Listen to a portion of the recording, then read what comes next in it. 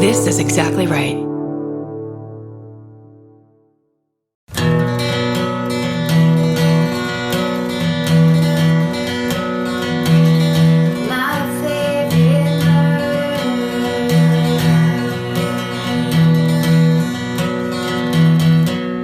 Hello. And welcome to My Favorite Murder, the podcast. That's right. The podcast that's true crime. It's comedy. It's coming at you live from the Exactly Right studios here in downtown Glendale. That's Karen. It's on the razor's edge of Glendale. That's Karen still. That's Georgia. Hardstark over there. And listen, look, we're trying. We're now fresh off of 2 back-to-back weeks of touring. Mm-hmm. Sure, the guys in Def Leppard are saying, so what? Yeah. Fuck you, child. But they get whiskey. That's nothing. All we get is fucking chicken fingers and sparkling wine. And that's if you're in a good spot. And that's if you haven't drank all your drinks in the 90s, which I did, and get nothing now. Yeah, I could do touring for months at a time if I could just willy-nilly snort cocaine and ants. Sure. And all the things that those guys used to do. Did they snort ants? You never heard that story of it was when Ozzy Osbourne was on tour with, I think, Motley Crue. Yeah. And at one point, it might have been Ozfest or something, but at one point they got off a bus and Ozzy got down on the cement and snorted up a line of ants. I feel like you only get so many snorts in your life, so why waste it on fucking critters? Because maybe you're on a certain drug that makes critters seem so appealing. And it makes it so fun. You want to just make your friends laugh. Yeah, she's just trying to impress Vince Neil, aren't we all? I mean, at the end of the day, that's all podcasts are. That's all any of us are doing. It's like, look over here, Vince. NPR. We're on to Terry you. Glass, that's who you want. You want him. We all do. Can I tell you a story? Please. About my mom. Yes. Janet would often text me things saying, you're on the front page of the Yahoo News. Or, recently she, like shit like that. And I'd go to Yahoo News and like, what are you fucking, like, there's nothing, what are you talking about? And I'd look for it and there's nothing. Or she'd be like, you're everywhere. I saw your book on whatever the fuck. And then last week she texted me, pigtails, just the word pigtails. You're everywhere. So I was like, what the fuck are you talking about? And I finally talked to her and I think she doesn't remember the fact that she put My Favorite Murder as a, what is it called? A search item? Yeah, so like every time there's a news thing, it comes up. An alert. So she just thinks that we're insanely famous and just keep coming up on her Yahoo News. She thinks we're the front page of Google. Again? Georgia, and so Pigtails is the MFM animated, the new MFM animated. Our little girl with the gun and That's Nick Terry's beautiful animation. Yeah, so she thinks that, she said, you're everywhere, Pigtails. And I was like, what are you? And there was like a thing I made fun of her about on stage about like pigtails and how she'd be mad at me. And it's like, oh shit, here it starts. But no, she's just going off those Google alerts. And I just don't think she knows. So I'm going to let her. You just let her. And be like, yeah, if you don't want your name in one of those alerts, Jan, you need to just tighten up your game. That's right. Get a little more respectful. Can you please? Would you ever? How dare you? What have you been doing since you got home from tour? Oh, I got foot surgery. Yeah, like how a real was asshole. It was not what I expected. Turns out general anesthesia is not the same thing as local anesthesia. No, I would say in the medical world, it's the opposite. But in general sounds so chill. It's almost like anesthesia from 3 feet back. Yeah, is like, what you're thinking. It's here, it's there. General anesthesia. You won't feel it. Don't worry about it. That's what I thought it would be. Instead of night-night. Night-night. Yeah. Yeah. You got night-nighted out of there. And I got a tumor taken off my toe. Good. That's good. Are you sure? Yes. Okay. Well, no regrets for that. I mean, Nashville, I'm coming at you next weekend. Georgia has a precious little boot. One cowboy boot and the other... a medical boot. That's right. Yeah. What's up with you? I'm glad that you just got some business taken care of. Me too. I had brilliantly made an appointment for a 2-hour massage for the day after we got back. Oh, why are you so smart? I don't know. Well, that it's from the lady that you recommended from that whole place. The facial and salon. shit? Yes. Oh, that's like your place Trina, now. it's the spot. You know, sometimes when I have signed up for something, I just want it. I don't want to talk about it. I don't want someone to ask me questions about all my feelings about. You don't want to fill out a form between what parts of your body encircle weird shoulders and shit? The answer is none of my business. I don't know. It all hurts me. Please solve it. Yeah. You should know what parts hurt me. By How about you dig them. in? Yeah, How about you get your fingers all warmed up and dig in? And you tell me what parts I should be focusing on. So we had what for me as a person who was looking forward to it for like 12 days, was the longest interview process of talking about things. And you're like, is this part of the 2 hours? Exactly. I was like, is this eating into my time? You're trying to burn off time at the top. But like, how different do you think the massage would have been from you having to fill out a fucking form, which is stressful and not chill, which is not what you want in a massage, and just getting in there with her fingers. Just digging in. Get me into that pan flute area. I don't want to talk to anybody ever. Especially 4 minutes before I'm supposed to be in Relaxation City. Just let me go to there. And if you leave anything out, you're not going to be fixed. I know. Okay. I do have to tell people I have epilepsy, though, because that would be a little shocker. How annoying. But then it turned out, so does she. And then she had all kinds of recommendations. And I was like, literally, we can do this anytime. Yeah. I'll take you to lunch. Can you please just dig into my back now? So she does it. And afterwards, she told me that my back and neck are so tight. She goes, your neck muscles wouldn't let me get in there at all. So like she couldn't even massage the muscles she needed to massage because there was muscles on top of those that were like no admittance. She was doing like a skin massage. She was like, she thought I was half robot. She seemed like she was on the verge of tears when she was telling me. I'm going to quit and go back to school for what? For people who are this mentally ill, that they put everything into their back. She was just like, there's lumps under that side. I'm like, yeah, I know, that's my side. Get around that. And then the other side's pretty much the same. It was hilarious. But anyway, here's what I thought you would be excited to hear. She was like, do you ever take baths?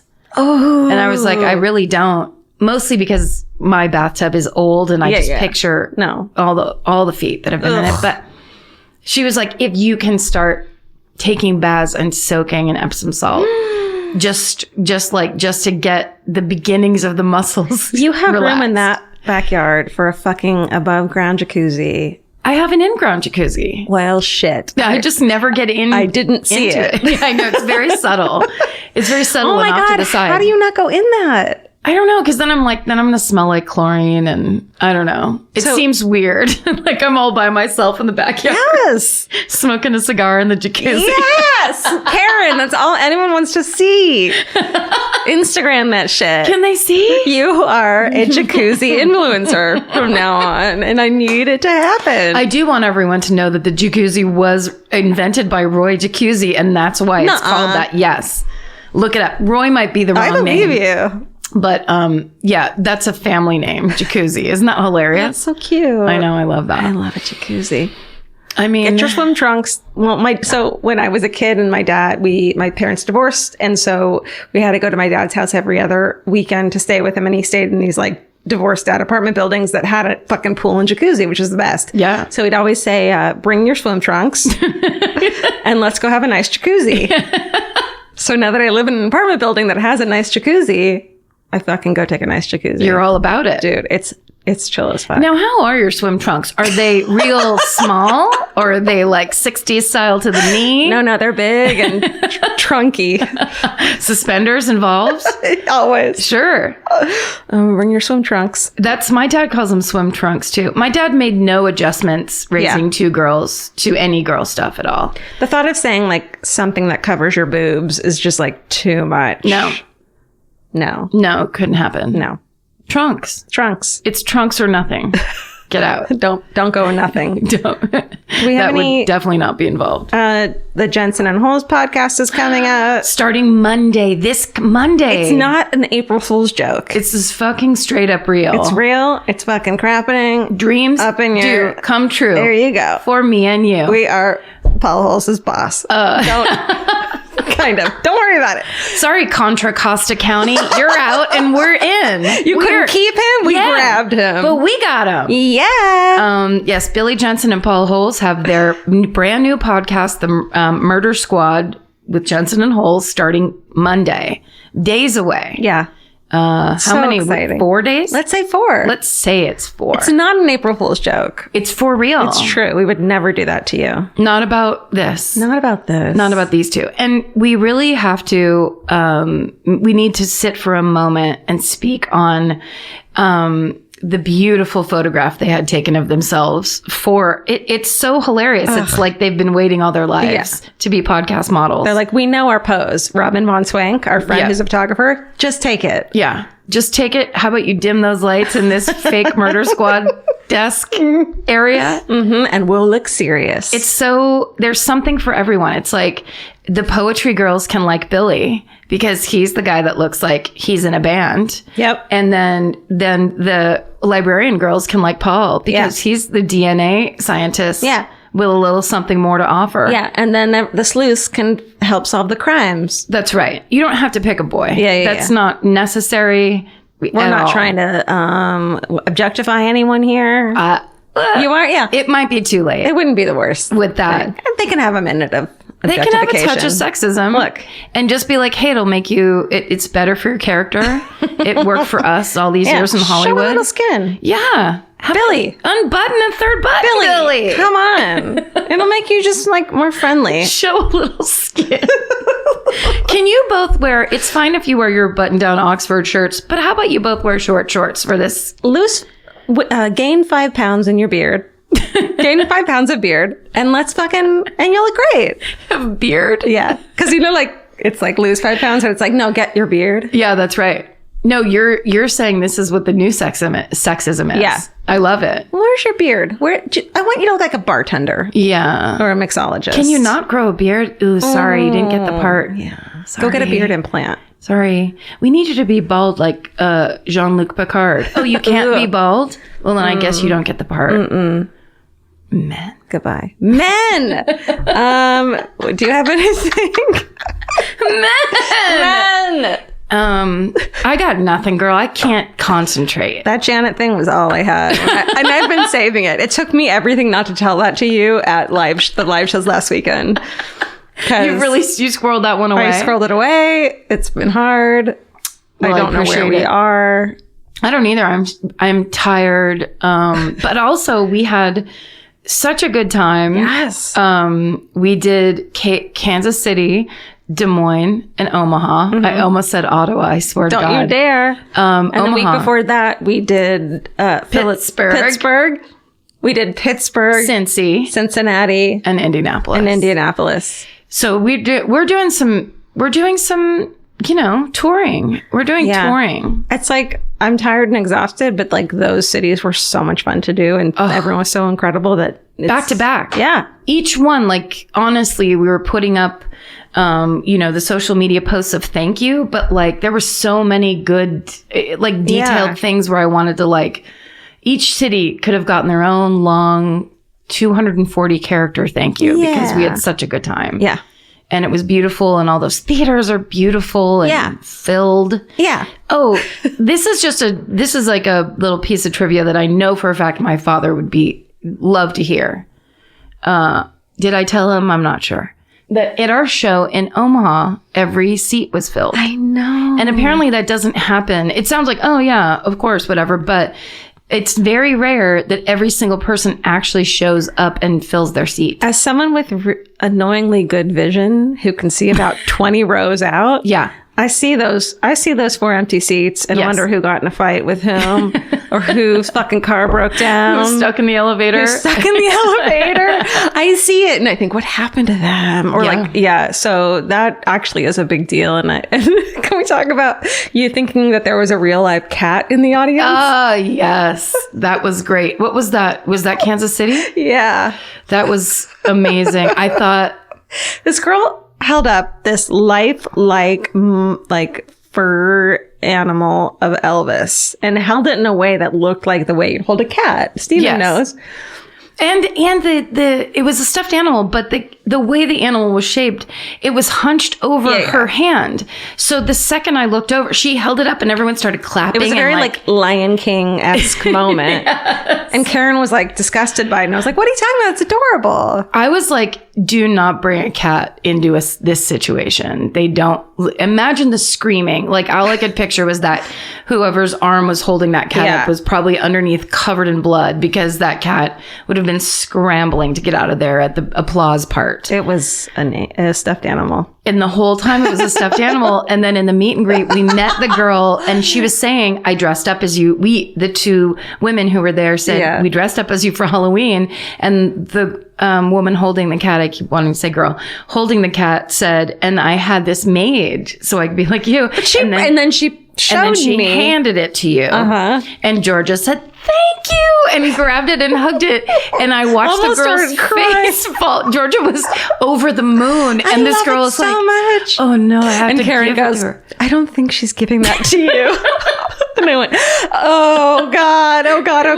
It was, I had to step in only because that thing looked expensive. It's so expensive. And she was just like, okay. Like if somebody's going to take it, what are you going to do? So I had to a little bit do that. I was so humiliated. It's bad. But then I told my balloon story because it's the exact same thing of when I thought a girl was bringing me a bouquet of balloons after I recorded my album back in the green room. But she was just the girl on the next show bringing some balloons for the show. What'd she say? These aren't for you. I at like a insane prom queen turned to her and went, oh, thank you. This big over the top, and she just pulled them back toward herself and went, these are mine. Yeah. Everything hurts all the time. It all hurts.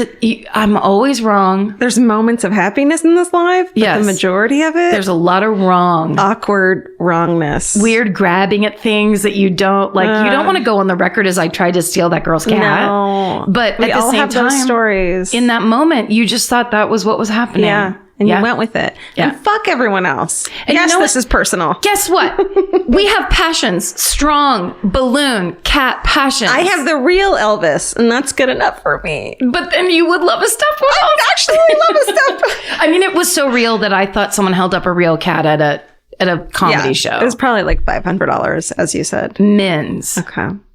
Well, I'm happy for her. Well, I hope she's happy. I really hope she's happy. I would like to special shout out. Okay. Because at that same, I was going to say at that same show, but that's not true at all. It was days later. At the Omaha show in the meet and greet, we got to meet Grandma Cheryl. These two young women, brought their grandma. Mm-hmm. They went and got her, sprung her from the home on a Sunday to bring her to the live My Favorite Murder podcast. Why you would do that to your grandmother, I don't know, but they did it. And she was in the meet and greet, came around that corner. The girls explained, we just got her. And then Grandma Cheryl looked at me and goes, I'm missing Sunday night bingo for this. And I almost like ugly sobbed on her because she was a classic grandma. And you said, what are you, $1.50? Yep. And she goes, actually $4. More like $4. And I grabbed her hands and they felt like my grandma's hands. Yeah. That soft. She was wearing like a cardigan sweater that was a sweater my grandma had. Yeah. For sure. It was like going back in time. It was the most beautiful. To those young women who brought Grandma Cheryl, you brought us the best gift ever. You. And then they sent a picture on Twitter, and then afterwards I said Grandma Cheryl made us cry with joy, and they said she can't wait to tell all of her friends at the rest home about her evening. Where I'm like, please leave some stuff out. Please don't tell all of them everything. Grandmas. It was beautiful. We had a great time. Yeah. It was really nice, cool town. Every town. Yeah. Who knew Des Moines was like the fucking coolest town? Who knew? I want to hang out there. I want to hang out there. Their shirts are great. Yeah. They had they had a local store called Rayground that was making SSDGM, like it was, get a job, buy your own shit, stay out of the cornfield. And they donated all the money from that to end the backlog. It was like $1,400. Yes. Fucking amazing. Yes. Like, money where mouth is, etc. Yes, they're doing it. That was the Des Moines Murderinos. If they have a special name, we don't know what it is. Sorry, but I mean, like, so many people got those shirts. It was it was awesome. We had a great time. Yeah, we're having fun. A couple more months to go. We're having fun, and we're gonna get through it. With America's #1 meal kit, HelloFresh, you'll get easy, seasonal recipes and pre-measured ingredients delivered right to your door. All you have to do is cook and enjoy. HelloFresh makes cooking delicious meals at home a reality. From step-by-step recipes to pre-measured ingredients, you'll have everything you need to get a wow-worthy dinner on the table in about 30 minutes. Say goodbye to endless grocery store trips and takeout. HelloFresh has you covered. There's something for everyone, from family recipes to calorie smart and vegetarian, and fun menu series like Hall of Fame and craft burgers. HelloFresh has more 5-star recipes than any other meal kit, so you'll know you're getting something incredible. HelloFresh is flexible and it fits your lifestyle. Easily change your delivery days, food preferences, and skip a week whenever you need. Break out of your dinner rut and make deliciousness part of every week with HelloFresh. I love that even though HelloFresh is super easy and they make it really basic and like straightforward, you still feel like you're cooking this like incredible home cooked dinner. And that makes me feel good about myself. And that instead of just ordering takeout, I'm actually making something and preparing something at home, and that it feels good. So for $80 off your first month of HelloFresh, go to HelloFresh.com/murder80 and enter murder80. It's like receiving 8 meals for free only at HelloFresh.com/murder80, promo code murder80. Go buy. Who goes first? Based on what? Karen goes first based on Indianapolis. Boom. Wait. Ow. Oh, okay. I'm fine. Are you okay? There's too many microphones. Wait, are we doing based on... Okay, so what we played last week. It's like based on what the audience knows, I think, right? Yeah. Okay. That's the best way to do it. Okay. That's reality. Look, listen. Look. We're just swimming. Now, it's interesting because this was one of the stories I wanted to do when we were in Cincinnati. Okay. Which was even further back, right? Mm-hmm. Was it? I don't fucking know. Okay, don't be mad at me. Cincinnati was... Yes. Yes. Yeah. So I had this ready, and then I was like, don't do this tonight. Because that would be bad. It's the 1979 Cincinnati concert disaster. Oh, no. Yes. Ooh. Yes. Now, I'd heard of this only because as a child, I watched the television show WKRP in Cincinnati. Yeah. And they actually did an episode referencing it. Pulled from the headlines. Yeah. Or ripped from the headlines. Usually ripped. Sometimes lightly, gently just tugged. Gently cut out with safety scissors from the headlines. But so I knew the general concept of it. Okay. But now I tell you what happened. Please do. Okay. It's September 1979. Here we are. Here we are. Jimmy Carter's the president. Hi. There's an energy crisis. Everything is brown and velour and acoustic and smells like bad pot. Turn your lights off. Turn your lava lamp on. Turn your lava lamp on and your lights off. And put your famolaris on and get ready. So, the children of today have to remember this is before, obviously, the internet. It's before everything, to the point where at one point they're talking about the ticketing situation. Oh, yeah. There's a company. Do you remember the company Ticketron? No. That was like the original. Ticketmaster. Yes, thank you. I would have never. Wow. I had half of it and I would have never been able to say that. Ticketron, that's where the Ticketron and the the letters were in like digital number Ticketron. pieces. Was it like Ticketron? Yeah. Green pieces. Everything is robotic. But nothing was robotic because Nothing. you had to go up to a window and show up and be like, yes, I'd like to go see The Who. I at did that the-" until like 2000 because it was cheaper. I'd go to a window, buy tickets to whatever fucking shitty like bands I wanted to see. Oh, is that how you do it with like no fee or something? Yeah. Yeah. So apparently that was the only way you could do it, Ticketron style, in the 70s. Okay. I'm sure there are other ways.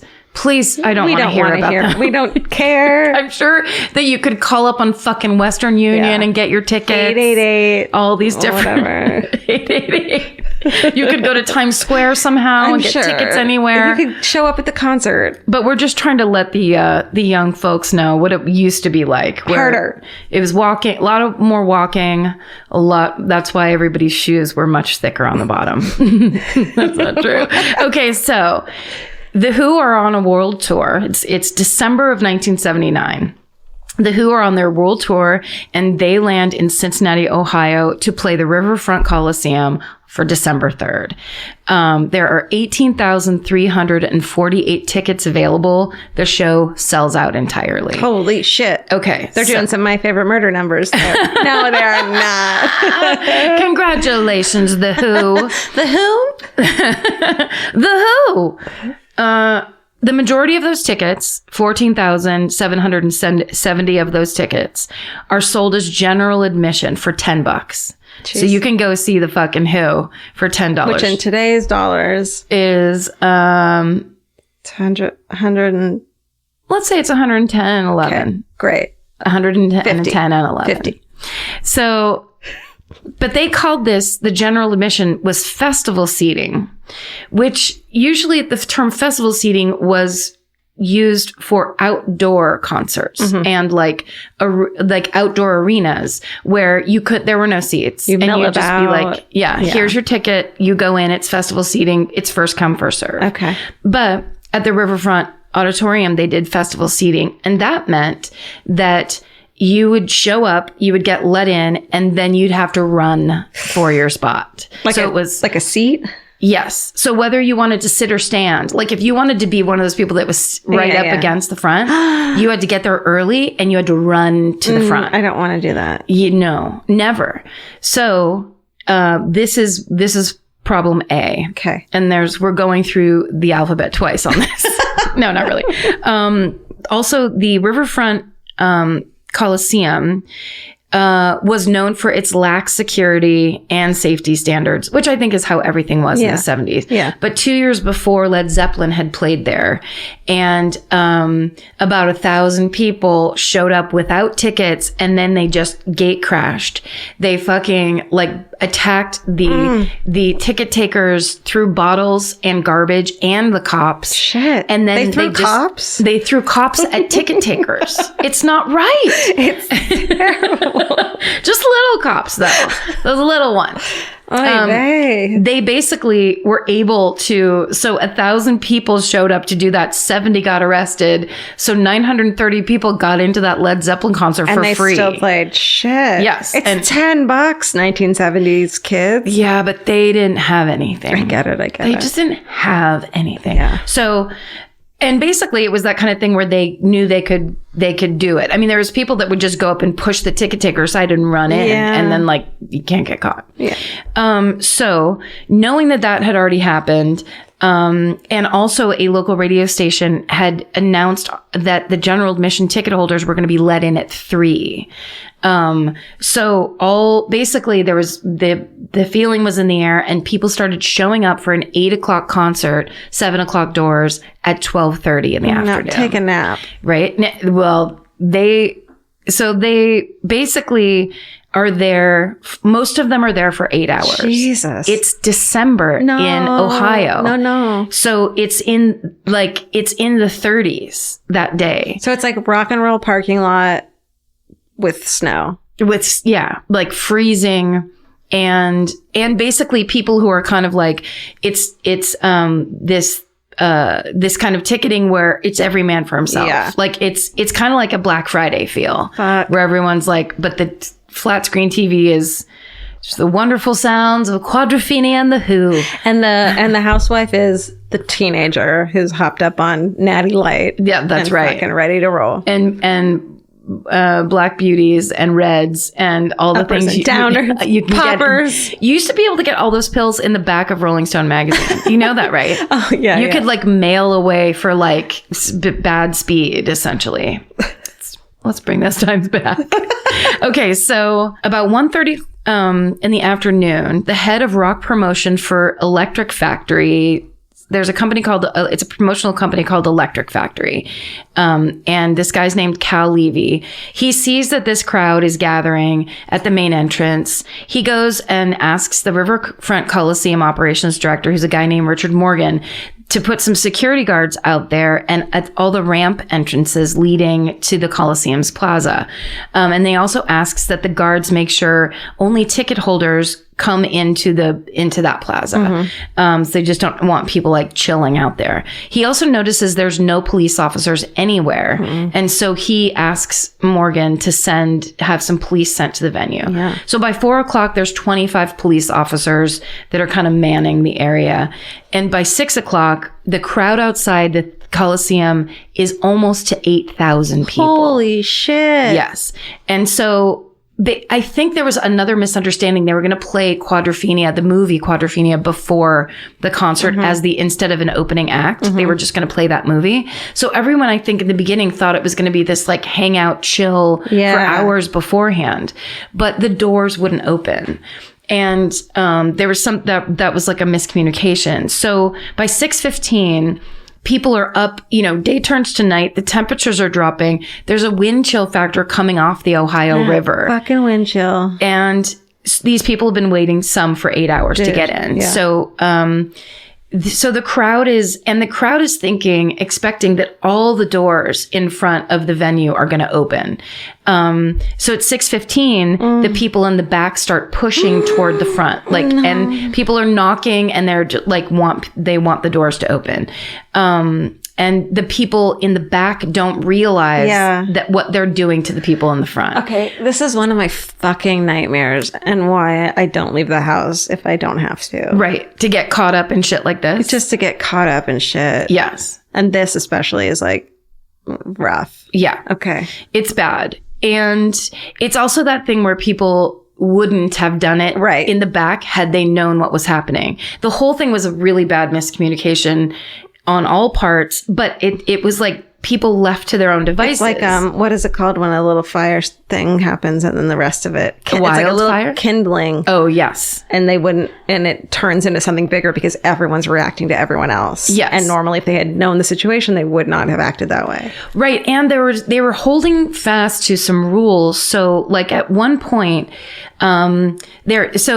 in that pushing, people are yelling, open the fucking doors, and they're going 1, 2, 3, push, and like moving the crowd. It's like stuff like that. Yeah. So the guy that was in charge, Lieutenant Dale Menkhaus, who was basically the cop in charge of all the cops, he gets a hold of good old Richard Morgan and says, you have to start opening some of these doors so that this like crowd can disperse a little bit. But Morgan says, no one's getting in until sound check is over. And of course, sound check is late because the band is late. So it's 6:30. The doors are supposed to open like general admission at 7 and they don't open at 7 because the band hasn't sound checked yet. But people on the outside, nobody is explaining anything to anybody. Yeah. So when 7 passes, people are getting angry and like people are getting a little crazy. There was actually the way everyone was jam packed together and like kind of the frenzy of the crowd, there was a steam coming off of the crowd because it was so cold outside. There was like hot. All this heat. Yeah. I know. So they're not going to open the doors right until sound check. So at 7:05, they finally decide, okay, we should open some doors, but they don't open a bunch. They just open 2 doors over on the right, way over on the right. So that means all the people that thought they were in the front, that are in front of all the other doors, see that now they're in the back maybe because they're not close to the far right doors. And that's when it gets up another notch. Shit. So the push starts and people are shoving toward that door even harder. And then, and the other doors, so there's 4 doors open. 2 of them are blocked by cops with billy clubs.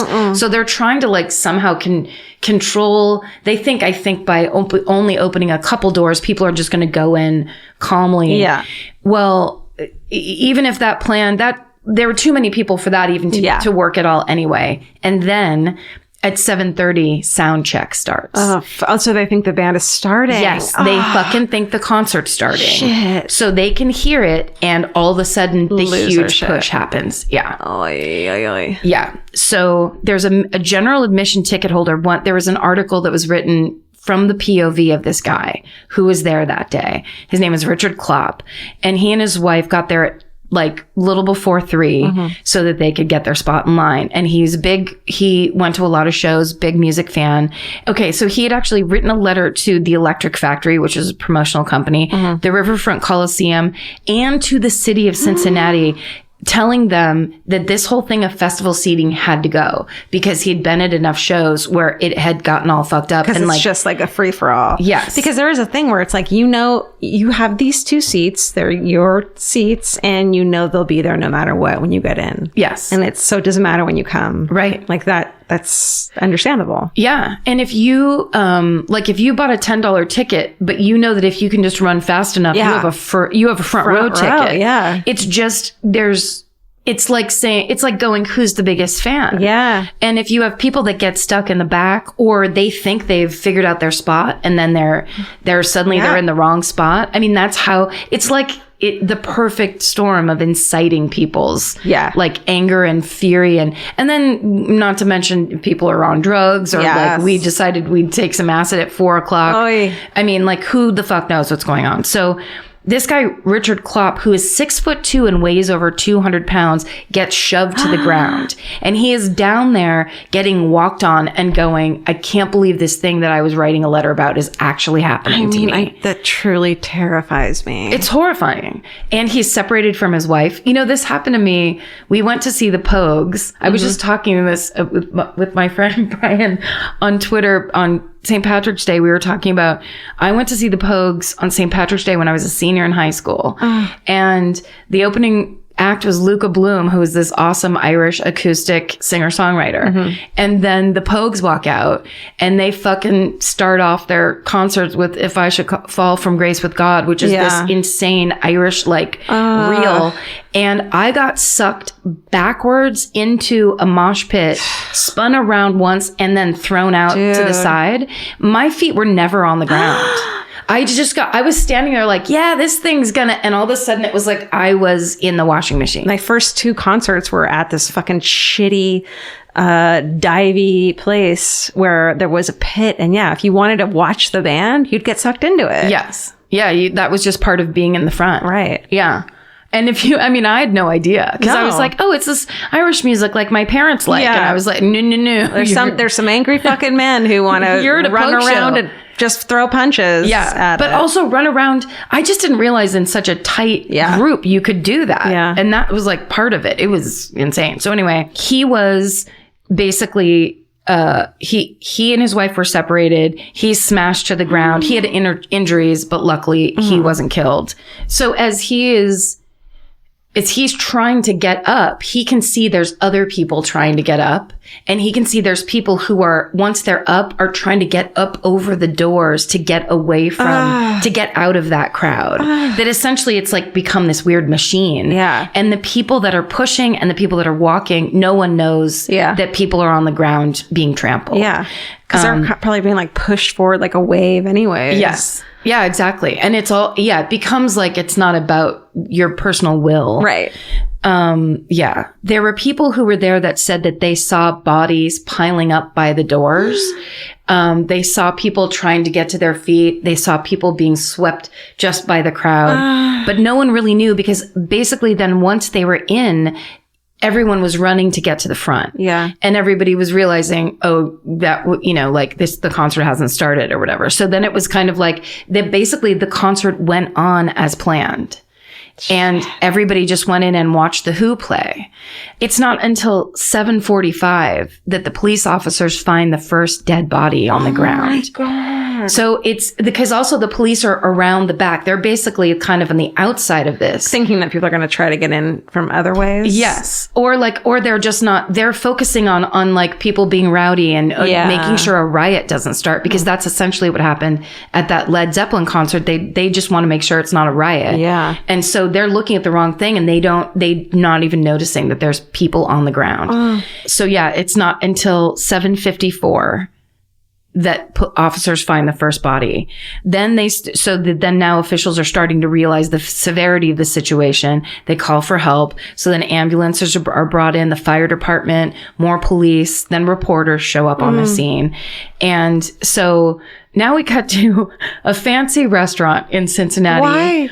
Because what are we doing here? this is the first day of the mayor. It's his first day on the job. Oh, shit. His name's Ken Blackwell. He's having dinner with House Speaker Tip O'Neill. Oh. And he gets the call. The shit is going down at the Riverfront Coliseum. Like, bring a fucking telephone to his table. Yes. Mayor, sir, This is the longest cord we could find. And yeah, so he has to go down there. And basically, they have to decide when he arrives, they decide, do we end this concert? Do we pull the plug now? But he believes, and the fire marshal agrees with him, that if they then pull the plug, there will be a riot for sure. So they let the concert go as planned. So at 8:45, a promoter named Larry McGidd informs the Who's manager, Bill Kerbishley, that 4 concert goers are confirmed dead. Ugh. And he tells them there were 2 ODs and 2 crushed.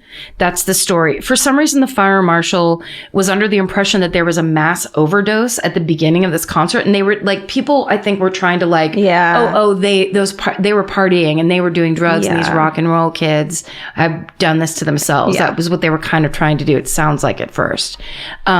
He quickly learns, though, that none of the deaths are drug-induced. They were all due to trampling and asphyxiation from being in that crowd.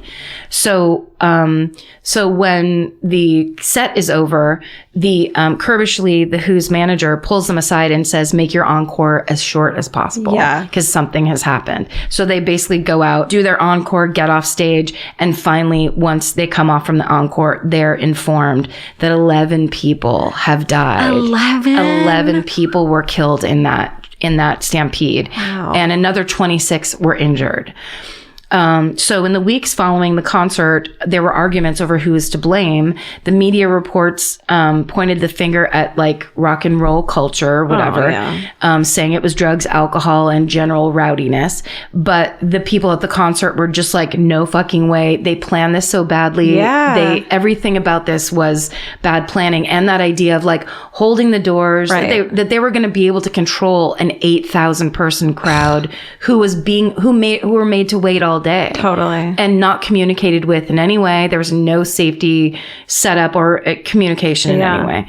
So Pete Townsend is apparently, in the subsequent shows they did, Pete Townsend's visibly shaken. The only person who speaks on it is Roger Daltrey, and he basically says there are no words to say how I feel. I'm a parent. I have a boy who's 15. I have 2 little girls, and all I can say is I'm sorry for what happened. I mean, they felt fucking terrible. Yeah.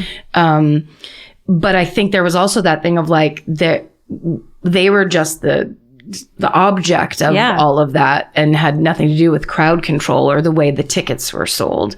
And the next night's show was in Buffalo, New York, and it was dedicated to those who died in Cincinnati.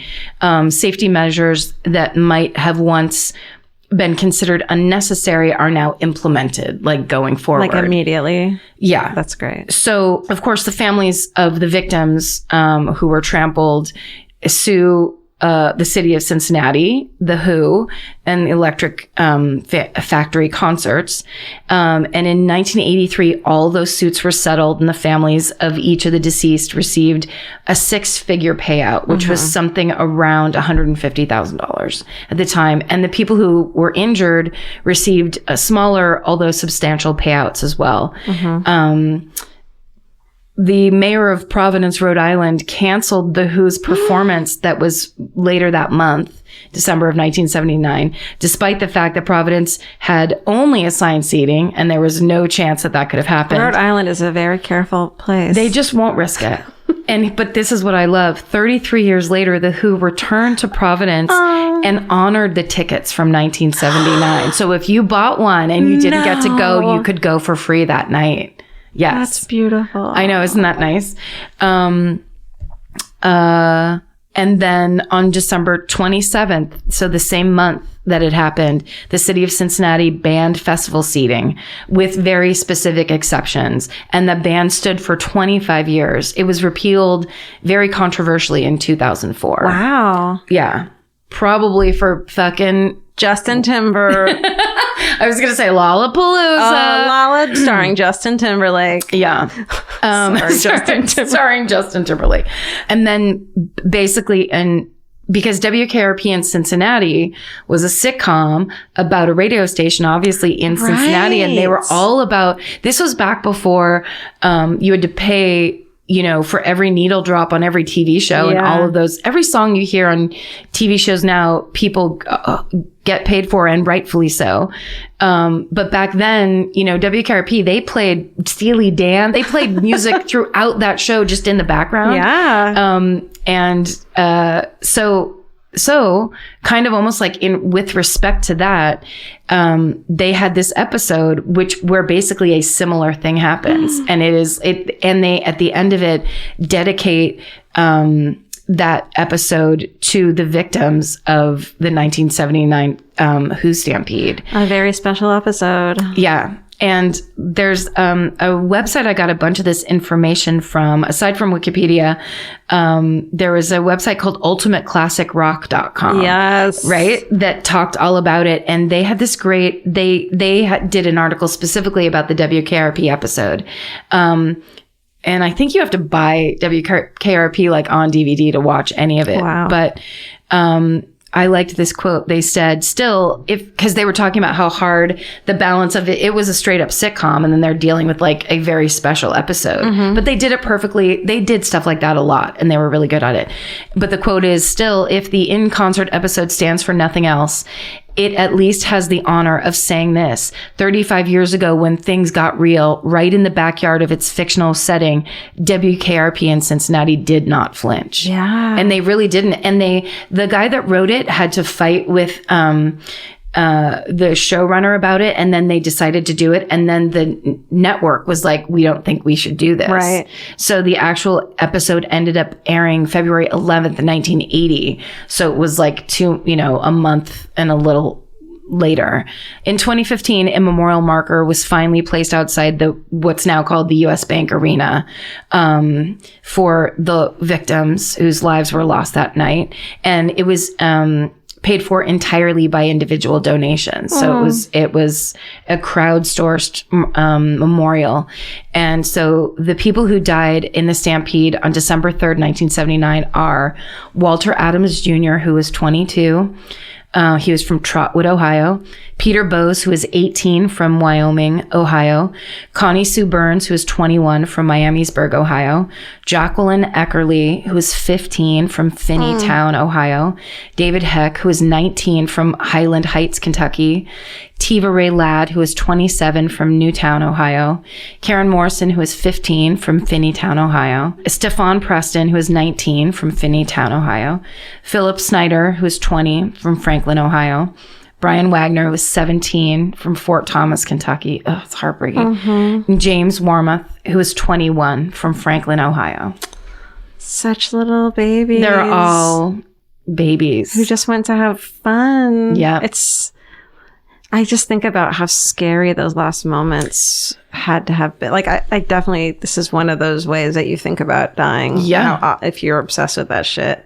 Well, and that idea that, like, because we've all seen, like, the Black Friday videos where if you go down in a crowd like that, the only way you come back up is if someone looks out for you. It's a wave. And it's not even, it's not even everyone else's fault. It's this, like, wave of humans that have no control over that. Right, because they're being pushed too. Right. It's like that. Yeah. It's like It's so awful. It's worst case scenario. It's horrible. This is why I didn't want to do it on a live show, but I did want to do it because it's like, it's one of those disasters that's like the preventable. And now they know that, but those ways were like how preventable disasters, why things are the way they are. And like bad decisions based on money too. Where it's like, just at that point, open the doors and let everyone in because it's dangerous otherwise. Yes. And it's instead of the $10 you would have gotten from however many people who didn't have tickets, it's like, just let them in. Yeah. Because everyone needs help.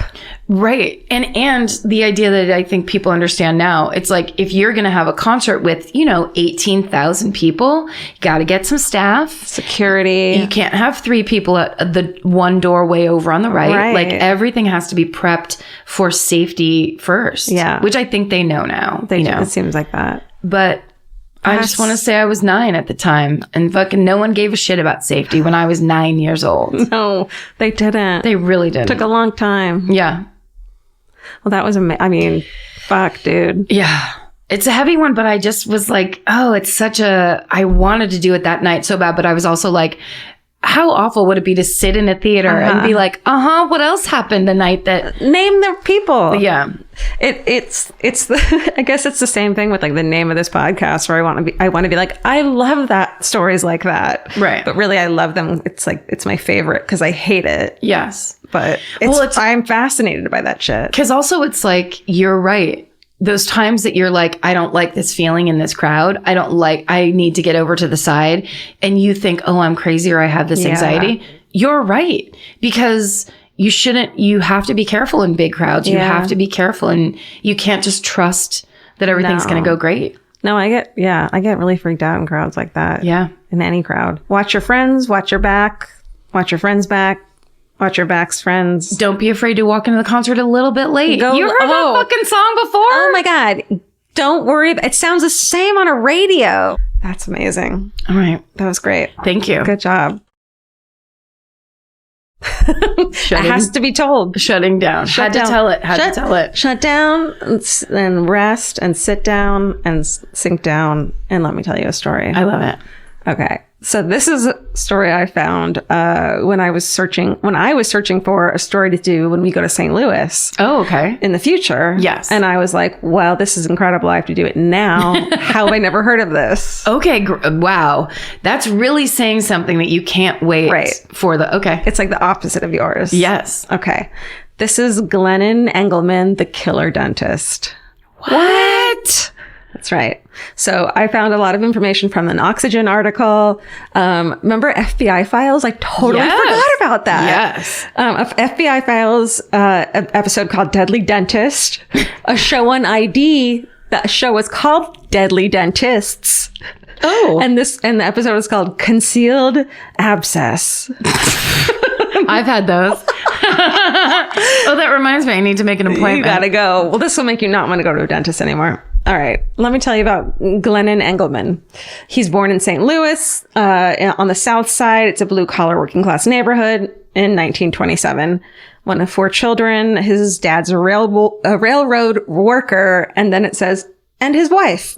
Because that's his mom. That's right. And the wife was a wife and a mom. Yes. So Engelmann. And a railroad engineer. That's right. Just don't worry about it. She made a mean pie. That's right. Engelmann graduated from Washington University's dentist program in 1954. He wasn't a great student. He did fine. I guess you can just pass dentist school without great grades. Don't like that. Nope. It's just sucks. I'd really like to only experience the best of the best when it comes to dentistry. Especially in 1954 when shit was probably like fucking still medieval. That's right. Right? That was back before they hid the big needle behind their back. Yeah. They're like, do you like big needles? Right. Bloodletting. I have one. Let's make these teeth out of fucking elephant tusks. Okay. Sorry, but it does remind me because I was going to the dentist really regularly until this last season of Baskets, and then everything like shut down.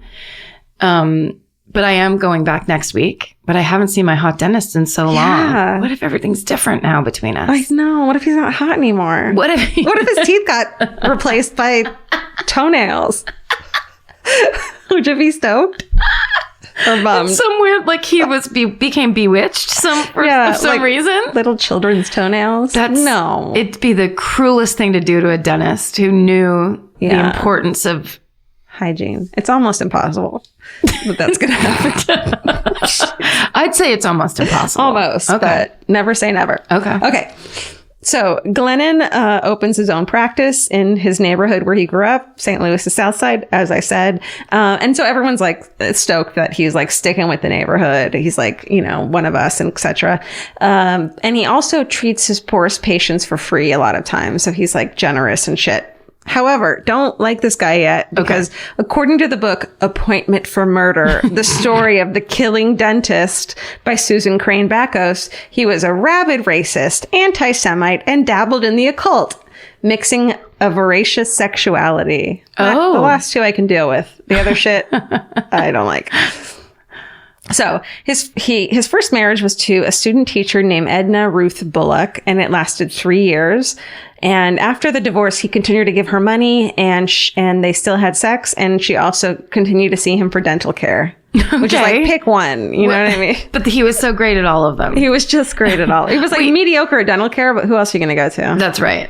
And same with sex. But look, a lady doesn't have that much time. He knows you. You know what I mean? He knows your quirks. You have to explain how you come to shit. You don't have to explain why you need your arm up that certain angle all the time. It's just, It's just complicated. So his ex-wife, Ruth, then marries a dude named James Bullock. He's a 27-year-old clerk studying to be an accountant, and he's also one of Dr. Engelmann's patients. Okay. And then on 5.5 months after they get married, on December 17th, 1958, James Bullock is fucking randomly shot dead by a sniper in front of the St. Louis Art Museum. Oh my God. But, Ruth collects $64,000 in life insurance, which is $550,000 in today's money. Shit. $500,000? $500,000. And the investigators are like, the investigators like, this is suspicious, and they look into Ruth's life. They discover that she is has a wild side. She has exploits in local bars that are legendary, whatever the fuck that means. Fucking tell me about it. Ask me about the Rustic Inn. I'll tell you. Stand on the bar and lift up your skirt. You better have some exploits. So she sounds like a fun time gal. I bet she'd be awesome. But they question her, and then they're criticized by the harsh treatment of a grieving widow, so they back off of her. But they also were suspicious of her ex-husband, Glennon, the dentist, but he has an alibi for the murder, so the killing goes cold. 5 years later, in 1963, Glennon is now married to a librarian, and he comes up with another get-rich-quick scheme. He opens a drag racing strip. Cool. Which was all the rage back then. Yes. So a dude named Eric Frey, who had recently married one of Glennon's former girlfriends, becomes a partner in the business. He's like, drag racing, let me get in on this. Let's do this. Let's do it. But on September 26, 1963, as Eric Frey is helping Dr. Engelmann with construction at the site, Frey somehow finds himself struck in the head with a rock and at the bottom of a well that also happened to contain a large amount of dynamite. And then the whole fucking thing exploded. What? It's a freak accident. What? No, it's not. Wait, how do you... First of all, this is starting to sound familiar. Really? Did I do this one already? I don't know. Okay. Well, the dynamite. There's always dynamite. Wait. You've done this before. Are you serious? I just was trying to find the St. Louis. Shit! Who did it? Me or Georgia? Was Pam Hupp? That must have been... I was Pam Hupp. So then it must have been... I was like, it sounded really familiar, and I was like trying to find it. I was going through the emails from like 20... This was 20... When was this? This was... I'm like shaking. God damn it! December 8th, 2017. Oh, yeah. I mean, it's 2 years ago. How am I supposed to... Go on. No. Yes, go on. No, I'm not going to. Why not? Oh, Jesus. You think anyone remembers my version of this fucking shit? We have to leave all of this in, by the way. We never released an episode. We did never release it. It was never released. Oh. Yeah. Oh, then we're fine. Please leave this in. Okay. Yeah. Okay. Wait, that's... I feel like, Stephen, you buried the lead on that. We never released the episode. Should have come out of your mouth Oh first. my God. No, it's insane. I was like trying to go through. How do we know? Listen, we need to attack Stephen a little bit more before we get back. Steven, how did you not know earlier today that I was going to do this? Why didn't you tell her? The second, here's what I love. You said it's a killer dentist, and then somebody got thrown into a well with dynamite. And I still was like, I don't know. This sounds familiar. It's now coming back to me. I now vaguely remember you telling me this story. But why wouldn't I immediately be like... Because it's so... Being on stage, there's so much adrenaline. And then you go on and you leave. But this was a St. Louis one. Yeah. This is the first time we were in St. Louis. Shit. But no one knows except for us, and now everybody's listening. Like, this is fresh to them. Okay, great. And the people... Wait, did we perform it in St. Louis, but just not release that episode? Yes. Right. Got it. So when we go to St. Louis in like 3 weeks... Oh, they're going to be have mad at us. something to say. I got to bring it with a good one. Yeah. All right. That's fun, though, because then they'll be like, I remember when this and that. Yeah. Don't do it in 3 years. We're creating memories. Let me tell you some brand new shit. Okay. Please do. Fuck. He blew up. But wait a second. We've been waiting for this moment. Yes, we have. We've been waiting for this moment. Either for us to do the same one, which is way less likely than for us to redo a fucking story. Yes. The amount of stories we've done live Yeah. is vast and incredible. expansive. It's almost like, hey, look, listen. we're going to run out of murders one day. No, we're not. No, that's never going to Sadly. happen. But I was like, this story is fascinating. How am I going to not do this? It's so good. Okay, tell me what you remember from this. I definitely remember the well with the dynamite. The well and dynamite. How could you forget? The death is ruled accidental. Dr. Glennon. Sorry, that alone. Yeah. It's ruled accidental. He fell into a well After his head got hit. filled with dynamite. Right. You know how you do sometimes at a racetrack? Yes. It happens. Yep. It could be hot dogs. It could be dynamite. This guy got Do you unlucky. want to get a stick of dynamite in a hot dog bun? Because there's Yes. that. You could have that too. Is this fucking Tom and Jerry or what? Wait, can I just say this? Sorry, this is a legit sidebar. Okay. But that last pretzel I ordered when we were on the road, I just need to talk about it. Because I actually In Omaha. I texted Adrian because it was so good. In Omaha, you got a last pretzel. I ordered a pretzel, and there was a sauce that was Guinness cheese Dude, mustard sauce. Stop it. Did you take a shot of it? It was, yeah, I drank it, I chugged it, and then just ate the pretzel afterwards. No, it was the most delicious thing. God bless pretzels. All right, sorry. Well, let me tell you about Dr. Glennon. He collected an insurance settlement from his business partner because his business partner just accidentally died in a fucking well with dynamite. And he was somehow on the thing. Well, he was his business partner. So Sure. he collected the money with his ex-girlfriend, who happened to be Frey's widow. And he gave her $25,000. She put $16,000 of that into the drag racing strip. Yeah. You remember this I one? sure do. This is just a reminder. But it went bankrupt in 1964. Yep. Yeah. I like the idea that this is all a very, like, this is what the Pink Ladies did after high school. Yeah. Is what it feels like to me. You can't. Don't trust dentists. I want to date a doctor or a dentist, but then I gotta stay in the drag racing arena. Like, it's still cool and hip. He wears a leather jacket. Yeah. Okay. A decade passes, as you know, from the research you did for this story. I know nothing. Do you remember that he had a 24-year-old dental assistant named Carmen Miranda? I didn't remember that her name was Her name's Carmen Miranda. The doctor is older, had known Carmen Miranda since she was a child. And she's like, look, doctor, I don't know what to do. I am having some financial difficulties. And he's like, here's an idea. Why don't you marry someone, take out a life insurance policy on him, and I'll kill him for you. And she's like, great, let's do it. Really? Uh-huh. Just right out there in the open. Not right on, but yeah, A slow that play, was the but point. eventually, yeah. Exactly. Okay. But he'd known her since she was a child. She's 24. He's older. He's probably manipulating her in a lot of ways. And he said he knew it would work because he's done it before. Right. Remember, old fucking dynamite friend. Yeah, it did work that time. It did. So she agrees, and they find a dude named Peter Holm, and she marries him. And almost a year later, after they got married in September 5th, 1976, Miranda Carmen Miranda lures home to a secluded location near Pacific, Missouri, and she stands next to him as fucking Engelmann shoots him with a rifle in the fucking head. Whoa. And then she takes off running. How awful.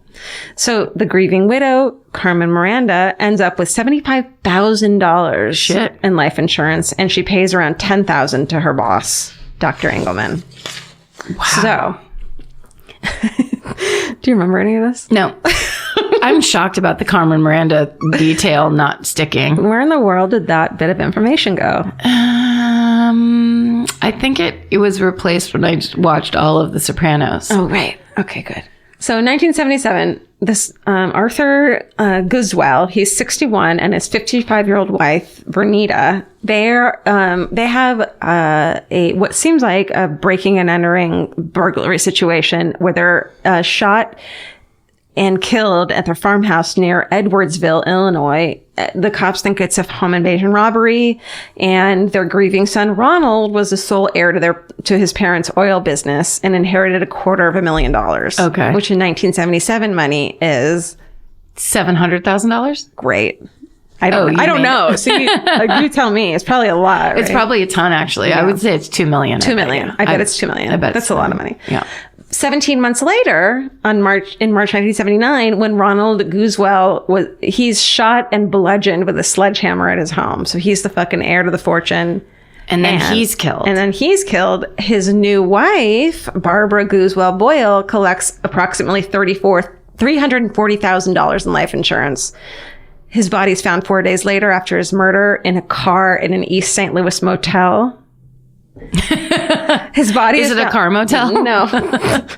His body is found 4 days after his murder in a car at an East St. Louis motel, and police go to his home to tell his grieving wife, Barbara, and she is hosing out the garage, which what later turns out to be blood, quote, everywhere. Oh, no. Guess what? She used to date our friend, Dr. Glennon. Wow. Yeah. So the next victim is Sophie Marie Barrera. She's 59 years old. She owned a dental lab, and she had done some work for Dr. Glennon, and he owed her $14,500, and she was threatening to take him to court. So he did the rational thing and blew her fucking car up while she was in it. That's right. You remember that? Jesus. This is a if you made a TV movie of it, no one would watch it because it makes no sense. Oh, you want to bet? Oh, really? Oh, it crappens. So in January of 1980, Sophie's car explodes as she starts killing her. So police are like, all right, it's this fucking dude. But there was also a lot of mob activity going around then, so it kind of got lost in that. But police are connecting the dots. And they were sure that Dr. Engelmann was behind these killings. So then his third wife, also named Ruth, comes forward and she's like, I'm a little freaked out because I've been hearing some rumors that he's trying to put a hit on me. And he told me some shit when, like, in post-coital. And they were like, great, will you wear a wire? And she was like, abso-fucking-lutely. So, in 1984, she wears a wire. He tells her everything. Don't do that. Yeah, really. So in 1984, Barbara Boyle is charged with her husband's killing, the one who was the heir to the shit. She's arrested. And a month later, Dr. Engelmann is finally arrested, as is Carmen Miranda and their two accomplices, who is Miranda's brother, Nick, and a man named Robert Handy.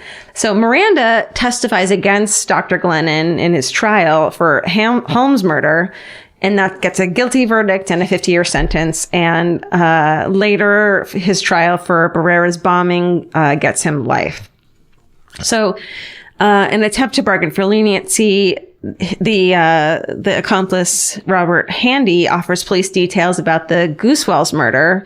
They're the home invasion robbery older couple. And so he said that Engelmann and Barbara Boyle, the wife of the son, had been lovers, and they had targeted Ronald because of his money. So, like, she married him to kill his parents and him. God damn. Yeah. I feel like I'm remembering something about that. The guy she married was kind of a bore. Or like there was like a little bit of like a thing about him where everyone was like, you're marrying this guy. Probably. There was a little bit of that. Yeah. That could just be me judging him though. There was a lot. I mean, all these marriages that ended in the husband being killed were like just plainly for that. Yeah. So it could have been anyone, just someone you can convince to marry you. Isn't dating hard enough without thinking, what if someone's just setting me up for life insurance? Yes. Ugh. Another thing I have to worry about. I have a good relationship, and every once in a while I'm like, did he put poison in this tea? You're like, wait a second, I just got a Geico update. Yeah. What are you doing? Why? I don't even drink tea. Vince knows that. I don't like geckos. Why do we? I don't like geckos. I don't like fucking chamomile. Get this shit away from me. I don't like being poisoned. And I don't like you killing me. So for money. Great. You can kill me for passion reasons. That's a compliment. Yeah. The money thing is cold. It really hurts my feelings. So, okay. In 1985, in order to strike a deal and avoid the death penalty, Dr. Engelmann pleads guilty to all 3 murders and is sentenced to 3 concurrent life sentences. When he confesses, he says, quote, "I like to kill. It sets a man apart from his fellow men if he can kill." No, it doesn't. No, it doesn't. Being a good dentist sets you apart. Yeah. That's more so than killing people. How about you are a decent human being that doesn't fuck every woman that passes your dental practice? Don't fuck every woman. Don't fucking manipulate them into killing people. You don't need the money. That's what's so weird about it too, is like everyone's like, he's not doing it for money because he has a successful practice. Yes. He's doing it because he's a fucking weirdo sports killer. Well, and also because he feels, I think it's actually kind of sad where he's like, this is what sets me apart. Yeah. Not my interesting hair or my brain. Killing people. Right. Not my interest in a cult and blatant anti-Semitism. Killing people. My anti-Semitism isn't setting me apart the way I thought it would. I'm going to go ahead and go all the way into killing people. I mean, just change some crowns. Is that a thing? I don't know. I think it is. Changing crowns? Change them around. Change them up.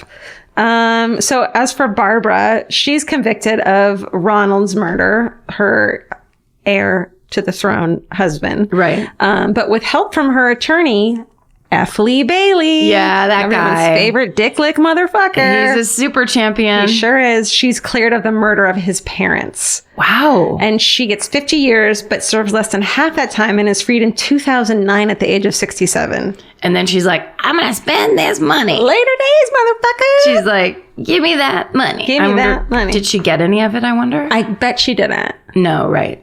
Because it's probably went to like a niece. Only fair. Yeah. Only fair. Like a poor and sweet niece who's like, okay, I guess I'll get all the roller skates I want. Yeah, and I'm gonna rescue kittens. Oh, she's such a good person. Then she wastes it all on cats. Hey, just waste it. It's not a waste. It's for a cat. Okay, here we go. In 1996, a B movie called The Dentist, was made that is loosely based on the case. Dr. Engelmann is played by Corbin Burnson. Yes. Okay, we talked about this part. Okay, tell me. Because he's from LA Law. Yeah, and I was like, oh yeah. I was like, what is he from? And you're like, LA Law. Shit! No.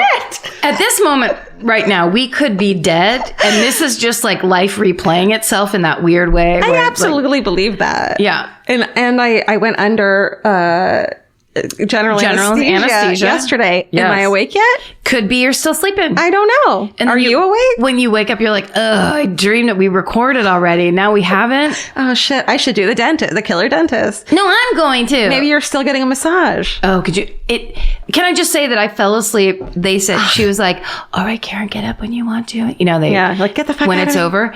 And I was like, okay, sounds good. And then I just put my face back in the ring and went back to sleep for I don't know how long. They let me stay in there. I mean, it wasn't that long, but I mean, amazing. I was out, like, had a short dream and then was like, whoa, I'm still here. I woke myself up with a loud snore on the plane right home from Omaha. A snort. I didn't hear it. You didn't? Because I had my eye mask on and I went literally. And then I immediately started cracking up. I went. It was like so insane. I missed that. I had my earplugs in though too. And that wasn't that loud then. But I absolutely I did that and then just started laughing. Yes. We're doing great. We're doing it and we're still doing it. Hey, let's talk about 2 years later from the dentist and talk about the dentist too. Oh. Brace yourself.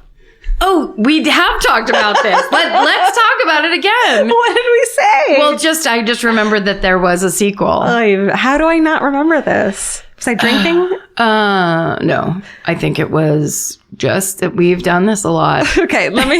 Well, here's something new. So I went to My Favorite Murder Gmail to look for hometowns, and Amy... said, in the 70s, my dad had a plant store in the then dodgy part of St. Louis called Compton Heights. He was, parentheses, is a big old stoner. So he spent a lot of time smoking outside the shop, which is how he became acquainted with the dentist who owned the shop next door. Oh. Also possibly why his shop didn't last long, but I digress. At the time, the dentist, Glennon Engelmann, had an assistant named, I shit you not, Carmen Miranda, who had married an older guy who shortly thereafter wound up shot in the back of the head after having recently taken out a very high insurance policy at Miranda's suggestion. My dad says Engelmann was the most terrifying person he'd ever met. Whoa. From the time he'd come flying into my dad's shop in a rage, literally foaming at the mouth, shouting about whatever. Super scary dude. And then Kevin said, my mom grew up in South St. Louis County. My mom and her sister began working from an early age to help make ends meet. My mom landed a job as a hostess at a South County restaurant that had many loyal customers who ate there daily and knew the workers pretty well. She still gets recognized today by folks who went there in the 80s. Oh. One of these regular customers was a local dentist who was charismatic but odd. He once lectured my mom about respecting the history of coins. Then Kevin wrote strike one. And was generally a difficult person to serve. Strike 2 and 3. Yes, I bet. Yeah. He gave off a typical eclectic rich man vibes, so most servers, hosts will know the type of guy we're dealing with here. One day, this dentist came into the restaurant and saw my mom, the hostess, puffy-faced and crying. He asked her why she was so upset, and she told him that she was worried about her mother after a car exploded that day near the Southside National Bank, where she worked as a housekeeper. It was the 80s. There was a spike of mob crime, blah, blah, blah, blah, blah. The dentist told her that her mom should be safe because the car wasn't close enough to do any real damage to the bank. He then reassured her that everything was okay, ate his meal, and went his way. My mom later found out from the local news that the man in the restaurant, Dr. Glennon Engelmann, was a dentist by day and a hitman serial killer by night. So basically, my mother was consoled about the car explosion by the very serial killer who rigged the car to blow up in the first place. Holy shit. So he walks in, she's crying, and he's like, your mom's fine. No, don't worry about it. She wasn't the target. Yeah, no. Don't worry about it at all. Okay, so Dr. Engelmann was 71 when he died of complications with diabetes in 1999 at the Jefferson City Correctional Center, as you know, since you've researched that's the part that stayed with me most. He had been diagnosed as a sociopath while locked up, and it was reported his IQ was near 140, which is high. He showed no remorse for anything. Of course not. His killing spree lasted for 30 years, from 1958 to 1980, and altogether he's suspected in 12 killings. Jesus. But if it hadn't been for his brave third ex-wife, Ruth Jolly, with whom he had a son, it could have been many fucking more. That's right. And that is the second time we are telling the story of Glennon Engelmann, the killer dentist. Second time, but only first on wide scale. Right. First time was a select audience. We did a test audience. That's right. In St. Louis. We tested it. They were like, it's fine. We're not going to remember it. It's not, nobody's marking down any of these moments. Like, there's canned wine for sale in the lobby. Let's party. Let's get another canned wine. We've been pre-gaming with the Murderinos. We raised money. Like, let's game, then let's post game. That's right. Let's drink the whole time. No, I think that was great. Thank you. I'd love to go back to the part about falling into a well filled with TNT. The part is don't do it. Yeah, do your best not to. Yeah. So but if someone hits you in the head with a rock, what are you going to do? You got to do what you got to do. Fucking dentist, man. So you said it. Don't go back to your dentist. No, do it. And then all my teeth just start falling out slowly as we talk. Why do you have children's toenails in your mouth instead of teeth? Is that the new thing? Children's toenails. I don't know why. Teeth. Clear? Is it what you think of when you look at my teeth? No. Oh, that's like a diseased child's foot. It's like the thing that's closest, but like clearly not. And you're like, why does that look? Oh God. No. It's child toes in an adult mouth. That's awful. That's, we got to tell Guillermo del Toro about that idea. Yeah. Fucking hooray. Yeah. My fucking hooray is that. That it's over? Do you have a fucking hooray? I may have mistakenly done my fucking hooray of talking about my 2-hour massage at the top. But you know what it is? Here's what my fucking hooray will be.